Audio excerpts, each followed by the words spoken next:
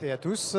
Voici la deuxième session de cette matinée qui dure jusqu'à 13h10 et qui reprendra à 14h. Et maintenant, nous allons accueillir la société Cyberwatch qui est représentée par Maxime Alédine qui va nous parler de prioriser vos vulnérabilités et contrôler votre conformité avec Cyberwatch. C'est à vous. Bonjour à toutes et à tous. Merci pour votre présence. Aujourd'hui, je vais vous parler d'un petit peu de l'écosystème des vulnérabilités qui a fait que grandir ces derniers mois notamment. Il y a encore une vulnérabilité qui a été publiée hier par Microsoft, si jamais vous ne l'aviez pas vue par exemple. Et c'est en fait des choses où il y a énormément d'éléments qui sont publiés tous les jours et le sujet c'est de bien les prioriser pour pouvoir mieux les traiter derrière. Et on va regarder ça. Donc je m'appelle Maxime Alédine, je suis un ingénieur spécialisé dans les vulnérabilités. J'ai commencé la sécurité informatique il y a un petit peu de temps, donc en 2002, et j'ai contribué à publier certaines vulnérabilités aussi publiques. Et comme les vulnérabilités publiques, c'était un sujet qui m'intéressait énormément, eh bien, on a créé une société qui s'appelle Cyberwatch et qui vous aide à détecter, prioriser et traiter les vulnérabilités en question. Pourquoi vous faire une veille sur les vulnérabilités? Eh bien, c'est un sujet qui est de plus en plus médiatisé. Il y a énormément d'informations qui sont publiées tous les jours. Tout ça, c'est des petits logos qui sont liés à des alertes de sécurité qui ont été publiées par Microsoft, par la communauté Linux, par la communauté Red Hat, par la communauté en fait même des actifs réseau, donc Cisco, tout ça. Et en fait, tous ces éléments concernent des défauts de sécurité qui sont présents dans des logiciels que la plupart des gens utilisent. Le sujet, c'est est-ce que vous êtes au courant? Est-ce que 2, vous savez où se trouvent ces vulnérabilités? Et puis 3, une fois que vous êtes au courant de tout ça, qu'est-ce que vous faites finalement? Faire des vulnérabilités, c'est particulièrement important parce que maintenant, les vulnérabilités, elles sont de plus en plus documentées. Il y a le CERT-FR de l'ANSSI, l'Agence nationale de la sécurité des systèmes d'information, qui donne beaucoup de choses sur le sujet, mais pas que, puisqu'en fait, il y a tellement de vulnérabilités qui sont publiées tous les jours qu'il y en a à peu près 50 donc, chaque jour, mais en plus de ça, il y a des kits d'attaque. Là, je vous ai mis quelques exemples. En fait, il y a des bases comme ExploitDB ou encore GitHub qui sont très connus. Également, PacketStorm ou SecurityFocus qui publient tous les jours des kits d'attaque pour utiliser les vulnérabilités juste en appuyant sur la touche entrée. C'est-à-dire qu'il y a une réduction conséquente de la difficulté technique pour utiliser une vulnérabilité. Et donc, si jamais il y a beaucoup plus de vulnérabilités qu'auparavant qui sont déclarées, et si jamais en plus les vulnérabilités sont de plus en plus faciles à utiliser, ça veut dire qu'il faut industrialiser la démarche pour pouvoir tout simplement lutter contre tout ça. On n'est pas les seuls à le dire. Il y a l'ANSSI aussi qui a justement publié un document que vous pouvez trouver dans le cadre du plan France Relance qui dit en fait 99% des vulnérabilités exploitées, elles sont déjà connues.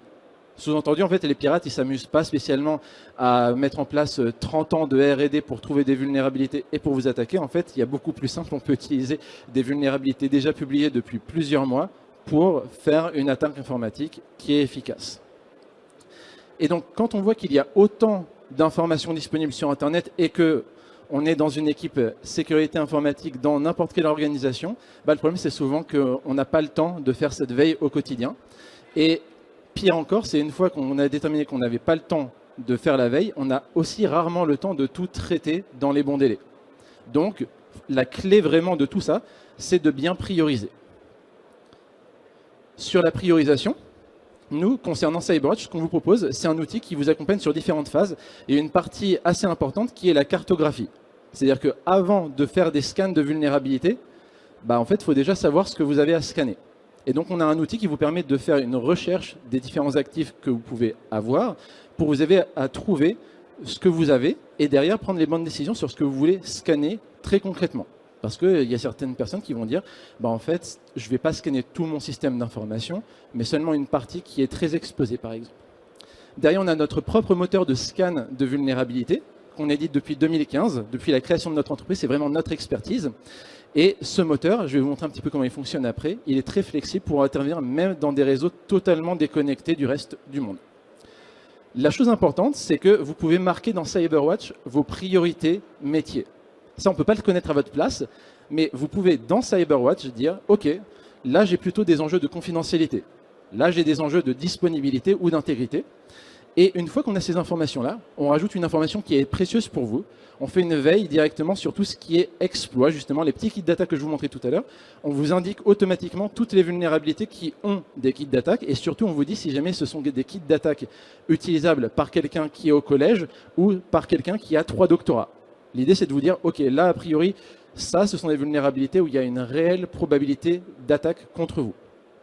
Après, vous pouvez prendre des décisions, mais ça, à la limite, vous n'avez pas besoin de CyberWatch pour prendre des décisions.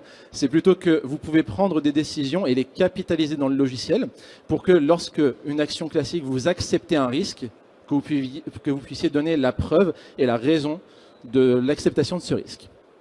Et dernier point, et ça c'est particulièrement important quand on cherche à traiter les problèmes, on a un petit module de patch management qui vous permet nativement de déployer des correctifs de sécurité. Donc la valeur de notre logiciel, c'est de détecter, de prioriser et de corriger, parce qu'en fait, la plupart des vulnérabilités, elles ont des correctifs déjà disponibles.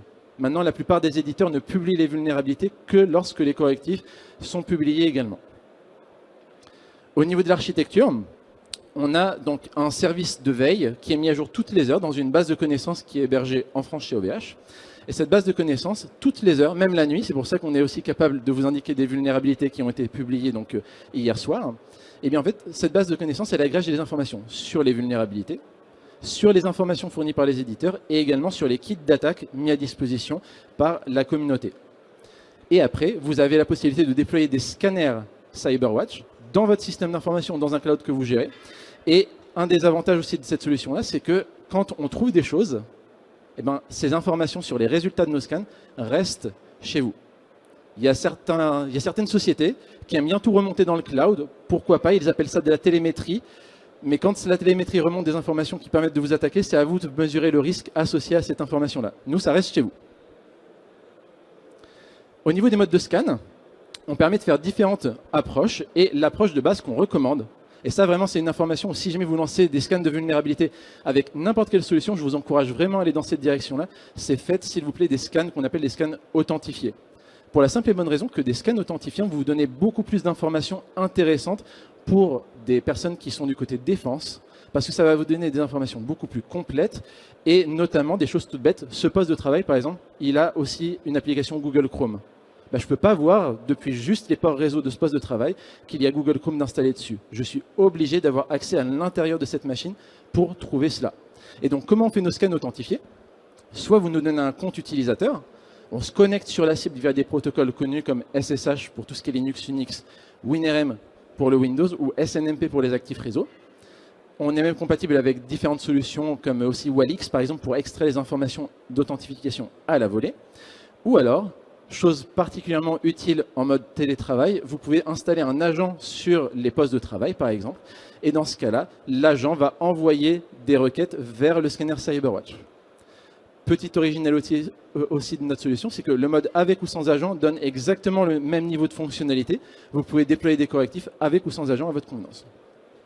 On peut aussi faire un balayage des ports réseau chez vous ou faire du scan de sites web. Et dernier point, on fait du scan aussi déconnecté. Ça, c'est pour les personnes qui ont des très grosses contraintes dans le monde industriel, par exemple. Si vous avez des réseaux totalement déconnectés de tout, vous pouvez extraire les scripts de scan de CyberWatch et les mettre sur une clé USB et aller machine par machine faire les scans sur donc, votre système industriel. Alors c'est beaucoup plus long, donc je ne vous encourage pas à utiliser ce mode-là en mode nominal, mais si vous avez des besoins un peu spécifiques, ça permet d'aller très loin. Qu'est-ce qu'on fait avec tout ça? Donc ça, c'est le logiciel CyberWatch. Et très concrètement, quand on va sur l'interface, il y a un premier mode qui vous permet de faire des analyses de découverte de vos actifs. Donc là, peut-être pour les personnes qui sont un peu loin, on ne voit pas totalement, mais pour résumer, on vous liste tout plein d'éléments qui nous permettent de découvrir pour vous votre système d'information. C'est-à-dire qu'un élément de base, c'est on peut s'interfacer par exemple avec votre Active Directory pour importer tous les postes Windows, tous les serveurs Windows que vous pouvez avoir chez vous. On peut se câbler à plusieurs domaines même s'il y a besoin. On peut aussi se câbler à vos outils de virtualisation et on est même compatible avec des offres cloud. Donc du Cocorico comme OVH avec par exemple du OpenStack, on peut utiliser leurs API. Ou alors du moins Cocorico mais qui est quand même utilisé comme du AWS, du Azure ou du GCP. L'idée c'est d'importer les actifs comme ça et de faire des recherches pour vous dire bah en fait vous avez les informations que vous connaissez sur votre parc mais en général c'est rarement à jour. Par exemple les fichiers Excel qu'on a dans son coin, en général, c'est un peu compliqué pour savoir exactement ce qu'on a. Et bien, CyberWatch vous permet de regarder, de cartographier finalement tout ce que vous avez dans votre système d'information. Ensuite, vous pouvez lancer des scans sur votre système d'information.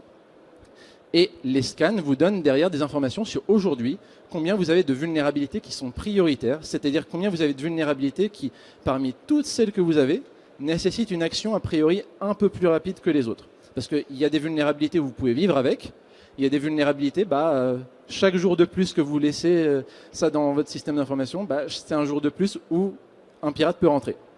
On vous donne ces informations. On vous donne aussi des top 10 pour vous aider à prendre les bonnes décisions. Et derrière, vous pouvez voir l'ensemble des actifs que vous avez avec les scans associés. Et pour vous montrer à quel point c'est efficace, la partie priorisation, là, c'est une petite démonstration avec une machine qui a beaucoup de problèmes. Ça, j'espère que vous n'avez pas ça chez vous. C'est une machine avec 1200 vulnérabilités, dont 400 qui sont notées comme étant prioritaires. Donc, c'est un gruyère, en gros. Mais admettons que cette machine, elle soit finalement pas si importante que ça pour moi. En fin de compte, elle est totalement déconnectée d'Internet, elle est totalement déconnectée de tout. Eh bien, dans CyberWatch, je peux très facilement dire, je vais changer la stratégie de priorisation, parce qu'elle est très compliquée en plus à traiter, cette machine. Et je vais pouvoir dire, finalement, CyberWatch, merci de dire que les exigences associées à cette machine sont toutes très basses. Elles existent, mais c'est pas très important pour moi. Et dans ce cas-là, CyberWatch va prendre toutes les vulnérabilités qui sont détectées et va utiliser une méthode qui est officiellement reconnue dans le monde entier, qui s'appelle le CVSS-V3 étendu. Là, pour vous montrer un petit peu aussi comment ça marche, les autorités donnent systématiquement un score aux vulnérabilités qui va de 0 à 10. Il y a des vulnérabilités qui ont 0, ça existe. Mais par contre, il y a aussi des vulnérabilités qui ont 10, et ça, il faut plutôt s'en méfier. Ces vulnérabilités-là, elles sont évaluées sur un plan théorique. C'est-à-dire que les autorités, elles disent, bon, ça a l'air grave. Mais derrière, en fonction de si la vulnérabilité va avoir des kits d'attaque disponibles ou pas, son score va changer. Par exemple, on va passer de 8.3 à 7.6. Ou alors à 7.9. Et ça, c'est un score qui évolue dans le temps. Comme ça évolue dans le temps, c'est une métrique qui s'appelle le score temporel. Et ça, donc, c'est quelque chose qu'on calcule pour vous. Mais au-delà de ça, il y a le score qu'on appelle environnemental, où là, c'est le score contextualisé, projeté dans votre environnement métier. C'est là où vous pouvez dire, finalement, mes exigences sont plutôt basses, et dans ce cas-là, le score va être encore abaissé, on passe à 6.3 par exemple, ou alors, mes exigences sont très élevées, et ça va passer à 9.5. Et ça, on le fait pour chaque vulnérabilité sur chaque actif dans votre système d'information. La conséquence, c'est qu'au niveau de vos machines derrière, quand vous faites ça, eh bien, on calcule et le résultat est le suivant. Donc là, on voit qu'on est toujours à 1200 vulnérabilités détectées, mais on est passé de 400 vulnérabilités prioritaires à 12. Certains diront que c'est mettre de la poussière sous le tapis, peut-être, mais en tout cas, par rapport à une approche où on priorise son risque avec une méthode officiellement reconnue et rationnelle, ça marche très très bien. Et ça vous permet de mettre en avant les vulnérabilités où là vraiment, faut faire quelque chose, vous ne pouvez pas vivre avec. Pourquoi vous ne pouvez pas vivre avec? C'est parce que ce sont des vulnérabilités qui sont graves d'après les autorités et qui ont aussi des kits d'attaque publics disponibles avec derrière un impact très fort sur le système d'information. Les éléments que je voulais vous montrer, c'est vous pouvez aussi avoir une approche où on pense solution. Ça, c'est important pour les équipes production. C'est finalement comment on fait pour déployer les correctifs dans les meilleurs délais. Et en fait, on a une approche où on va vous dire, ce correctif-là, par exemple, cette mise à jour Windows, à elle toute seule, elle va traiter 673 vulnérabilités de par le mécanisme des mises à jour mensuelles qui se remplacent les unes les autres dans le monde Windows. Et donc, finalement, cette machine qui a plein de problèmes, avec très peu d'actions, je peux résoudre une bonne partie de ces problèmes. Donc, c'est une approche qui permet un petit peu d'y voir plus clair et de sortir la tête de l'eau. Pour les organisations qui ont encore plus de besoins d'analyse du risque, petit bonus qu'on a sorti cette semaine, on a une analyse qui repose sur ce qu'on appelle la matrice MITRE-ATT&CK. La matrice MITRE-ATT&CK, c'est une approche où on vous présente votre risque informatique sur le plan du déroulement d'une attaque informatique complexe. On appelle ça des menaces avancées persistantes, des APT. Et donc là, chaque colonne représente une phase. La phase la plus à gauche, c'est ce qu'on appelle l'accès initial. Donc c'est la personne rentre chez vous. La partie la plus à droite, c'est l'impact, c'est là où l'attaque se produit. Et en fait, l'objectif, c'est d'éviter d'avoir des cases allumées dans chacune de ces colonnes. Là, c'est déjà perdu. J'ai presque toutes les colonnes allumées. Cependant, on vous permet aussi de regarder si aujourd'hui, il y a certaines des menaces qui se sont déjà exercées sur des concurrents, par exemple, qui pourraient se produire chez vous. Typiquement, vous pouvez demander à CyberWatch d'afficher la matrice MitraTac de APT32, qui est une menace qui existe. Et quand vous faites ça, CyberWatch va vous mettre en avant, on le voit donc sur l'écran ici, c'est légèrement entouré de noir, on vous montre les cases qui ont permis à des attaquants de rentrer avec APT32. Et la bonne nouvelle, c'est que les cases les plus à gauche, donc les cases pour rentrer dans le système d'information, eh bien elles ne sont pas allumées. Donc, a priori, APT32, ça sera un peu plus difficile à mettre en avant sur ce système d'information. Donc, c'est des approches d'analyse de risque qui reposent d'une part sur le CVSS V3, c'est une approche rationnelle purement focalisée sur des risques techniques et factuels. Est-ce qu'il y a des exploits? Est-ce que la vulnérabilité est grave? Et est-ce qu'elle va taper sur des exigences de mes actifs?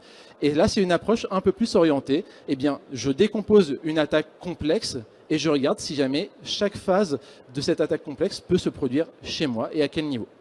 Donc voilà un petit peu ce qu'on peut faire, avec en plus des analyses de conformité pour mettre en place du durcissement sur vos machines.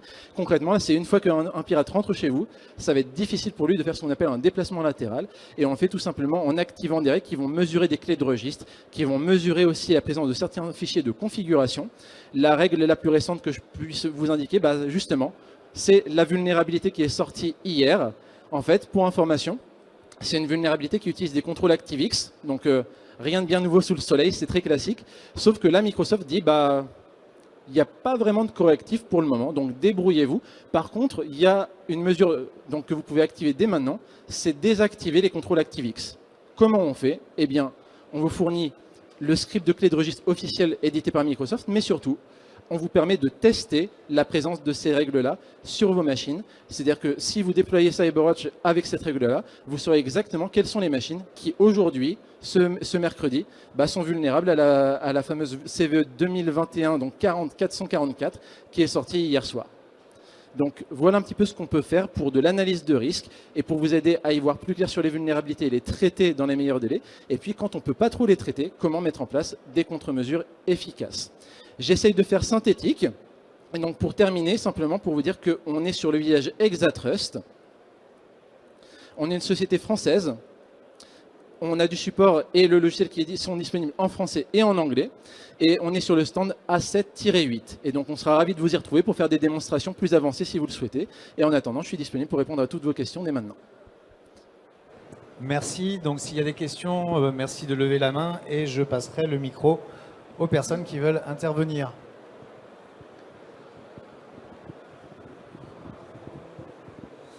Bonjour, Dorian du Milnerm.